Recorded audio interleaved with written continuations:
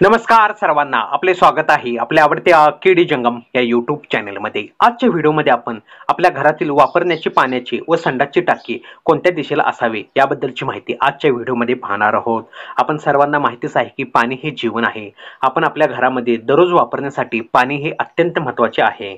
आपण आपल्या घरामध्ये किंवा वास्तूमध्ये जी पाण्याची वापरण्याचे पाणी आहे, म्हणजे जे अंडरग्राऊंड जे पाण्याची टाकी असते, ती वास्तुशास्त्रानुसार आपण आपल्या घराच्या किंवा वास्तूच्या ईशान्य भागामध्ये आपण जी वापरायची पाण्याची टाकी असते, म्हणजे अंडरग्राऊंड टाकी ही ईशान्य दिशेला असावी।